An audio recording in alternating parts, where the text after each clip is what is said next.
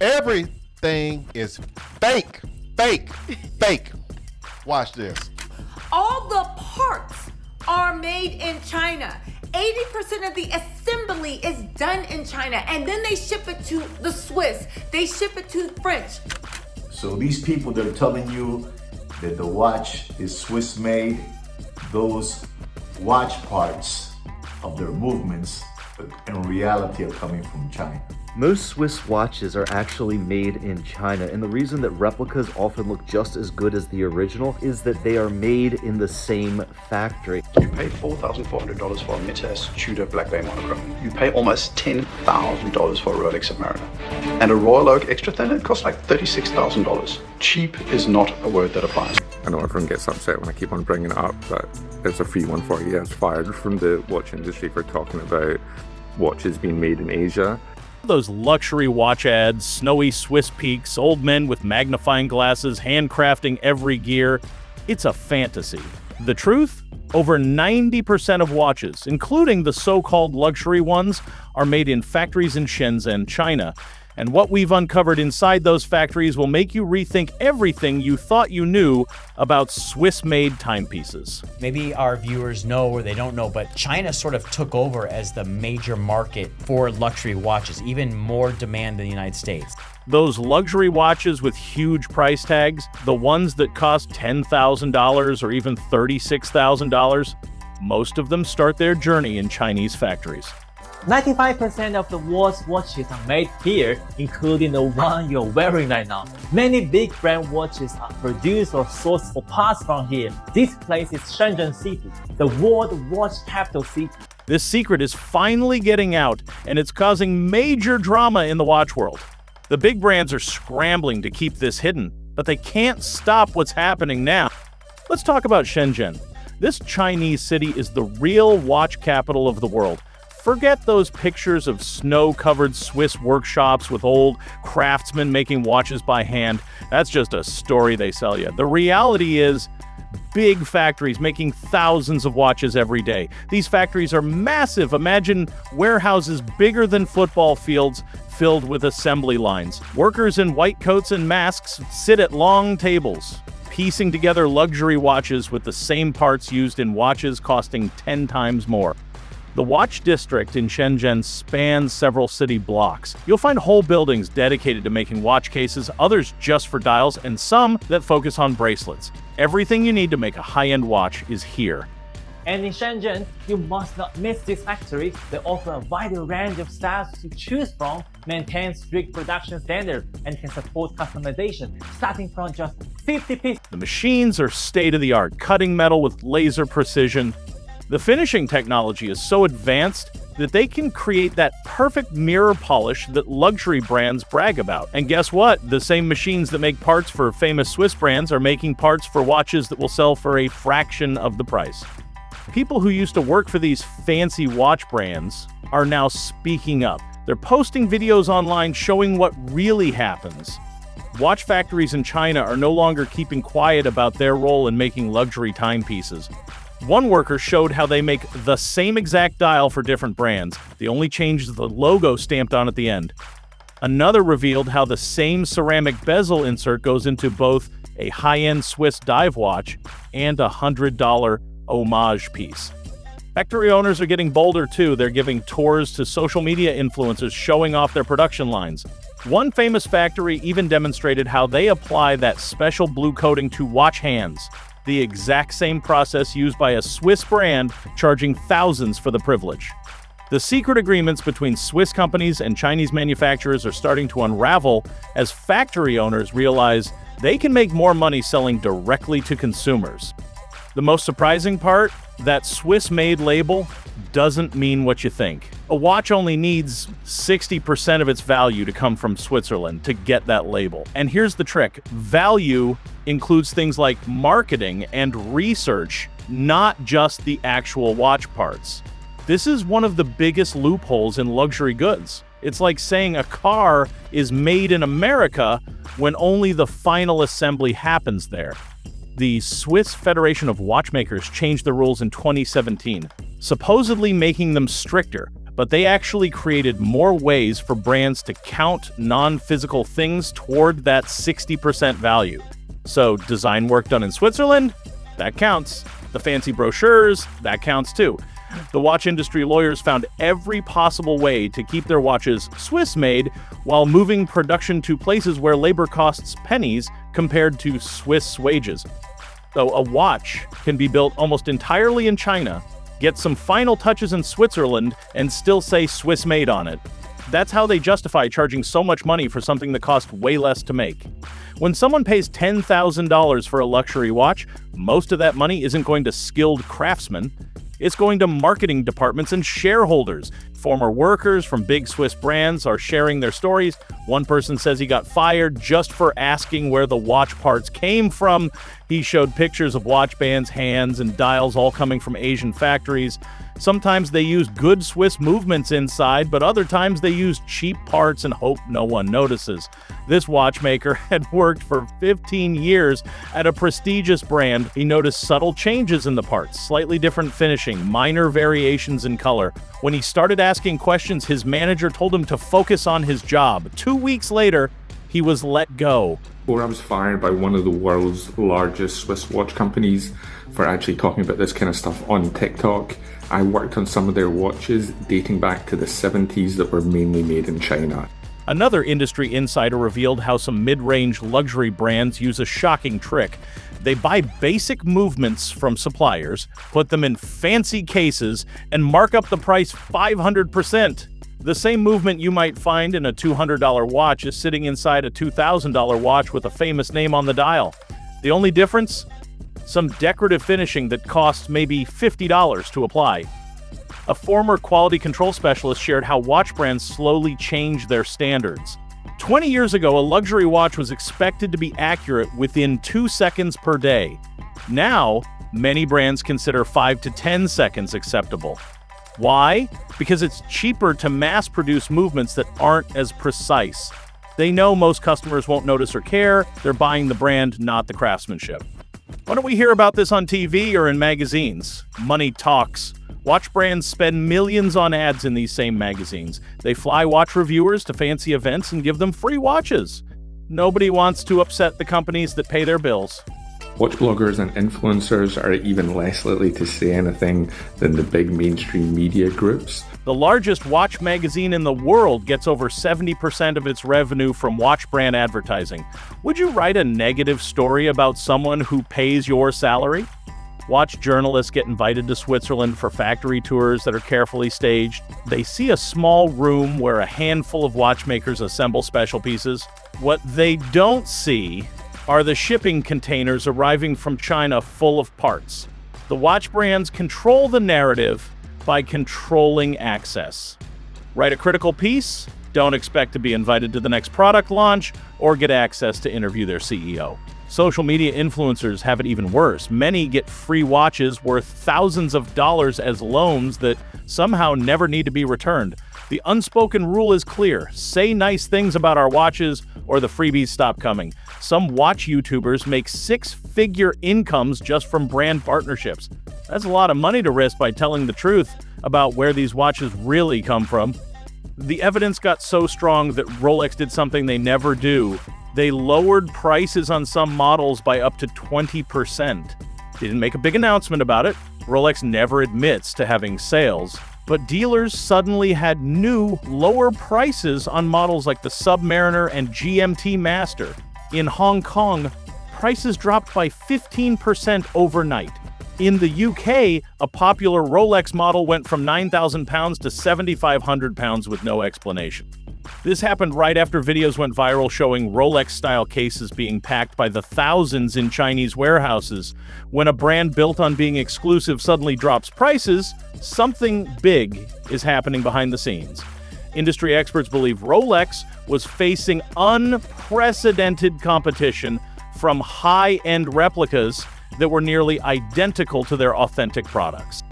The timing couldn't be more suspicious. For decades, Rolex had only ever increased prices, usually 5 to 10% each year. Then suddenly, after these factory videos leak, they reverse course completely. Some authorized dealers were shocked when they got the new price lists. One dealer in Germany said he thought it was a mistake until he called Rolex headquarters to confirm. Watch lovers are finding new ways to get these timepieces.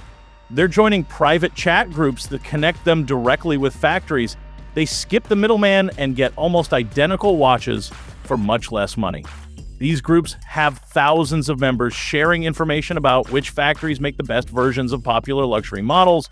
They discuss tiny details like the exact shade of blue on a bezel or the precise font used on a date wheel. The factories have quality tiers too. Their top versions use genuine ETA or Sellita movements, the same ones found in many Swiss luxury watches. They source sapphire crystal from the same suppliers. The stainless steel comes from the same mills. The only real difference is the name on the dial and the quality control process, which admittedly is more rigorous from the Swiss brands. These aren't the obvious fake watches you see at flea markets. The industry has new terms now. They call them factory B grade, or homage pieces, or same line release watches. What this really means? Made in the same factory with the same materials, but without the famous logo. The top Chinese factories have engineers who take apart original watches piece by piece, measuring every component down to hundredths of a millimeter. They reverse engineer the entire watch and then recreate it using the same or similar materials. But the movements are good. Automatic. Yeah, automatic, same exact things. If I show you a real one and a fake one, you'll tell me, okay, I don't see the difference. Some of these factories even invest in vintage tooling machines from Switzerland. When Swiss brands upgrade their equipment, they sell the old machines. Where do they end up? Back in Shenzhen. So some replica factories are literally using the same machines that once made the originals. This level of dedication to accuracy goes way beyond what most people imagine when they think of knockoffs. Some factory workers claim they get extra materials from official Rolex orders. Instead of throwing these extras away, they finish making the watches and sell them under the radar. These aren't cheap knockoffs, they're basically the real thing without the final brand approval. During production runs, it's common to make extra parts in case some fail quality control. These excess parts sometimes find their way to the gray market. One factory owner explained how it works. When they get an order from a Swiss brand for 10,000 bracelets, they might make 11,000 to account for quality issues. If only 9,800 pass inspection, that leaves 1,200 extra bracelets. Those extras don't get destroyed. They get sold to other manufacturers or used to make unbranded watches. The same happens with movements. A Swiss movement manufacturer might produce too many of a certain caliber. Rather than store them or scrap them, they sell them off quietly to other companies. This is how you sometimes find genuine Swiss movements inside watches that cost a fraction of the big brand models. The watch industry has a whole shadow supply chain that they don't want consumers to know about. Let's talk money. Luxury watch brands usually make 10 to 20% profit. That's good, but less than tech companies like Apple at 32% or Microsoft at 38%. Rolex works differently. They're set up as a non-profit foundation and don't share their financial information publicly. This structure helps them avoid the transparency required of public companies. No shareholders means no quarterly reports showing exactly how much profit they make on each watch. But watch industry analysts have made educated guesses. Based on material costs, labor, and overhead, a basic Rolex probably costs between $1,500 and $2,000 to produce. That's for a watch that sells for $8,000 to $10,000. The markup is eye-watering, and that's just for their entry-level models.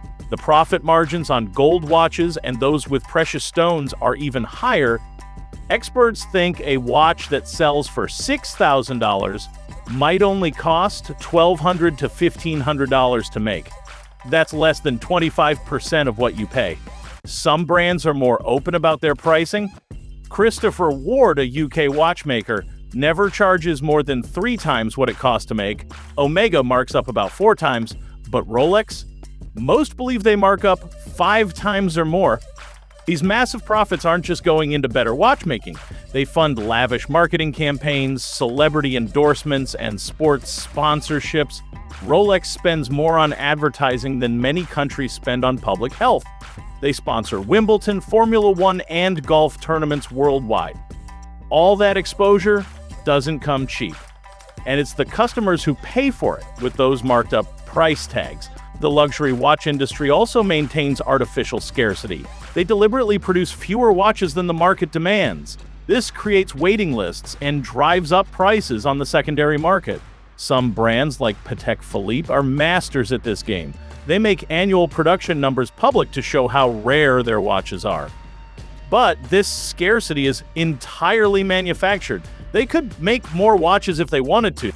Not all copies are good quality. That cheap $60 knockoff might look okay in a blurry photo, but it has problems. The movement inside is low quality and doesn't move smoothly. It has no water resistance. The metal scratches easily. The glowing parts barely shine. The weight feels wrong. And the finishing looks cheap. These obvious fakes are what the watch industry wants you to think all non-Swiss watches are like. They want to maintain the idea that only they can make quality timepieces. But there's a whole middle ground they don't talk about. Between those cheap fakes and the luxury originals are high-quality alternatives made in the same factories with similar materials. These watches might cost $300 to $800 and offer 90% of the quality at 20% of the price. The watch industry fears these watches most because they expose the truth, that excellent watches don't need to cost thousands.